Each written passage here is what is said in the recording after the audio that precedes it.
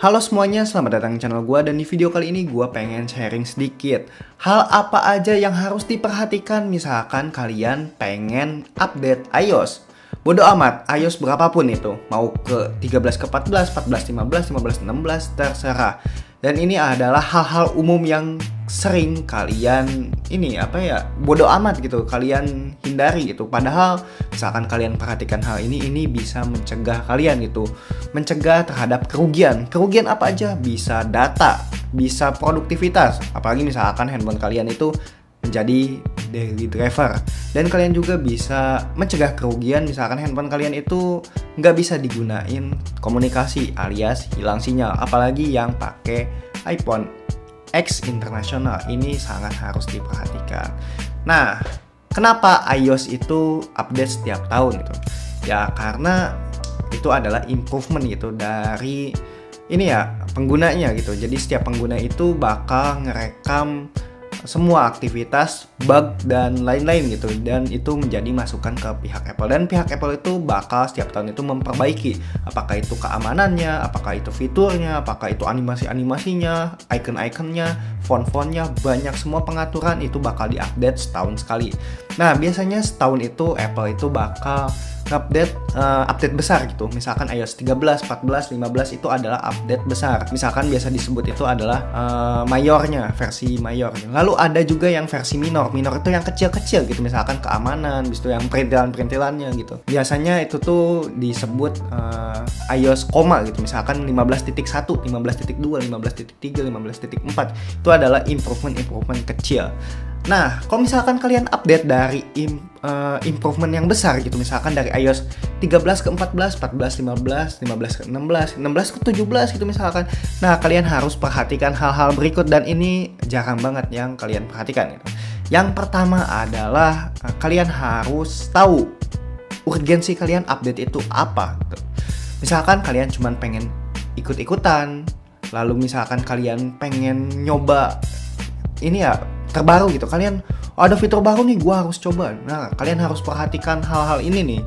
Jadi Apple itu menyiapkan software update selama 5 tahun gitu. Misalkan dari ini pertama batch pertama gitu. Misalkan iPhone 13 itu bakal didukung selama 5 tahun. Berarti misalkan iPhone 13 itu keluaran tahun 2021 gitu, dia bakal 2000 sampai 2026 itu nggak akan kadaluarsa untuk si software update-nya. Tapi misalkan kalian pakai iPhone agak-agak jadul gitu, misalkan handphone kalian itu keluaran tahun 2018 atau 2019, itu kalian harus berhati-hati misalkan kalian update. Kenapa harus berhati-hati? Karena di situ bakal ada improvement yang kadang-kadang nggak sinkron dengan handphone kalian. Jadi software update-nya itu udah segini untuk levelnya, tapi misalkan handphone kalian itu cukupnya segini, limitnya segini. Jadi kadang-kadang ada beberapa bug yang kena gitu. Jadi karena gap ini gitu ya. Misalkan handphone kalian handphone terbaru tapi iOS-nya iOS terbaru, itu mungkin nggak akan ada berpengaruhnya. Tapi misalkan handphone kalian handphone agak jadul, apalagi 3 tahun ke atas dari tanggal perilisan gitu, itu udah harus berhati-hati. Soalnya biasanya update itu bakal memakan storage yang besar. Jadi minimum requirement-nya itu tinggi gitu. Jadi kadang-kadang handphone kalian itu tidak memenuhi standar itu. Jadi kalian harus stop gitu misalkan udah di limitnya gitu. Misalkan iOS misalkan Apple 6 gitu, iPhone 6 gitu, maksimal itu iOS 15. Ya udah, kalian stay aja di iOS maksimalnya itu 15, kalau bisa di bawahnya. Kenapa mending gitu? Soalnya handphone kalian itu bakal nyaman di area situ gitu. Jadi misalkan kalian paksain ke iOS terbaru, apalagi handphone kalian nggak mendukung, pasti efeknya itu yang pertama lemot. Yang kedua, storage-nya itu berkurang drastis. Lalu kalian nggak bisa nyimpen file-file yang berguna. Dan kadang-kadang aplikasi-aplikasi kan selalu update setiap saat itu. Misalkan kayak WA, Instagram, dan lain-lain. Itu pun membesar.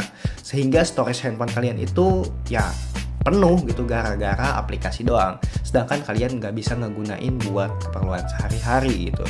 Jadi itu adalah salah satu kerugiannya. Jadi harus diperhatikan nih limit dari iOS update-nya. Ya misalkan kalian iPhone-nya udah berusia 3 tahun dari tanggal perilisan, itu udah harus berhati-hati. Soalnya standar software udah tinggi, sedangkan spek handphone kalian itu masih di bawah. Kadang-kadang nyesuaiin ini tuh agak susah. Kecuali misalkan handphone kalian baru, tapi softwarenya itu update yang paling baru juga, ini masih bisa sih. Masih enak gitu digunain. Dan sebenarnya misalkan kalian ke toko-toko ini ya yang menjual iPhone atau enggak ownernya gitu. Ownernya juga sering bilang gitu, gua nggak akan update iPhone gue yang bakal gue jual. Kenapa? Soalnya misalkan gue jual pakai software terbaru, itu belum tentu kompatibel dan bisa jadi ada masalah baru lagi misalkan kita update. Nah itu hal yang biasa, tapi toko itu sering menunda update. Dan misalkan kalian pengen update, yaitu resiko pengguna gitu. Jadi toko itu bakal lepas tangan, lepas garansi gitu. Nah, misalkan kalian pengen update, kalian harus perhatikan beberapa hal berikut ya. Yang pertama, kalian lebih baik update-nya tunda dulu beberapa bulan kemudian gitu, atau enggak beberapa minggu kemudian. Soalnya yang batch awal itu adalah update uji coba gitu. Jadi kadang-kadang pasti ada bug gitu yang terkena di iPhone kalian.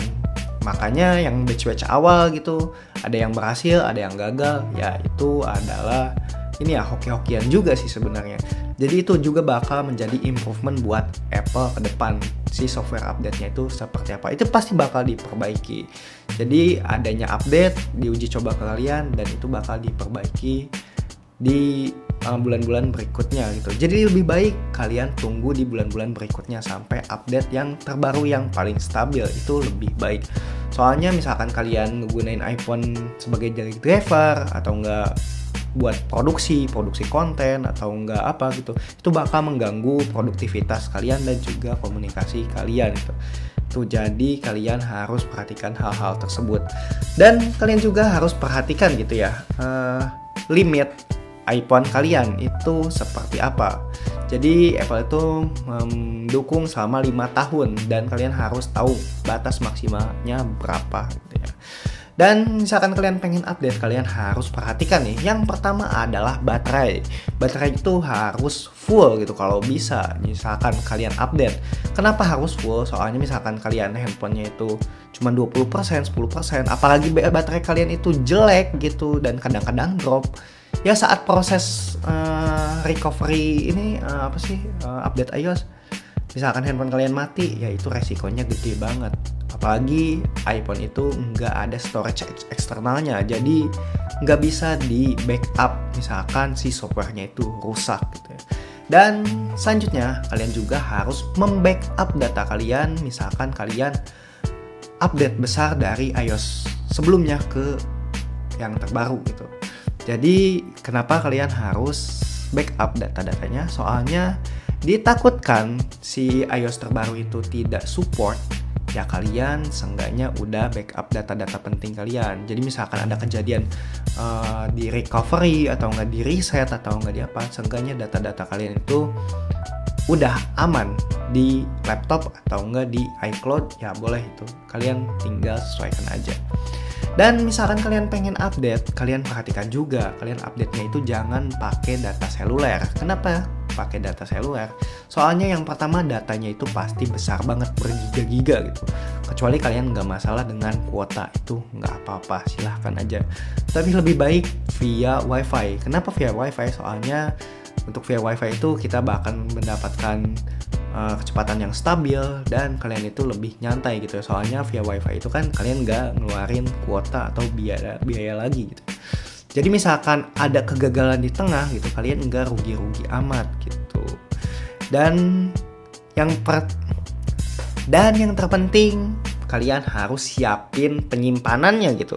Jangan sampai penyimpanan di iPhone kalian itu penuh, tapi kalian pengen update, itu nggak boleh banget. Lebih baik kalian backup dulu atau nggak hapus data yang nggak penting, baru kalian lanjut ke proses update.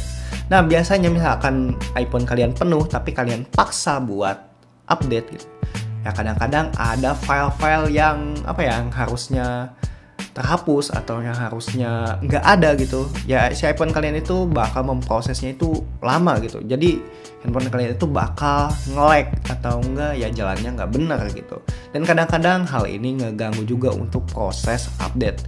Ya kadang-kadang kalau misalkan kalian apes, HP-nya stuck, jadi si handphone kalian itu nggak mau update. Jadi kalian harus nge-reset ke semuanya gitu. Jadi hard reset. Oke, thanks ya buat kalian yang udah nonton video ini sampai akhir. Semoga informasi yang gue berikan bermanfaat.